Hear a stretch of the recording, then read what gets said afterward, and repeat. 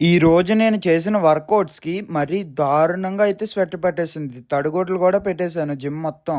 అలా ఉంది వెదర్. నా బాడీ రికవరీ అవ్వట్లేదని చెప్పి కొత్త ప్రొడక్ట్ అయితే ఆర్డర్ పెట్టాను. మీకు లాస్ట్ వీక్‌లో కూడా చెప్పాను షెడ్యూల్‌లో చేంజెస్ ఉన్నాయి అండ్ బాడీ కూడా రికవర్ అవ్వట్లేదని. Welcome to my daily routine. Pre workout drink తీసుకొని మన వర్కౌట్ సెక్షన్ అయితే స్టార్ట్ చేసాం. మన పార్ట్నర్స్ ఇద్దరు కూడా ఈరోజు హాలిడే పెట్టారు.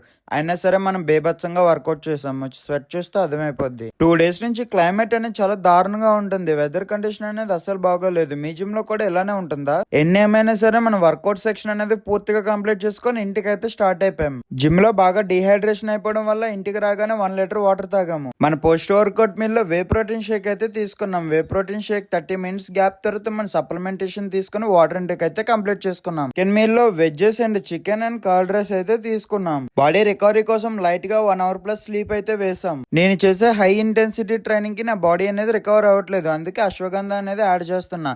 దీంతో పాటు పీనట్ బటర్ అనేది కూడా తీసుకున్నాం.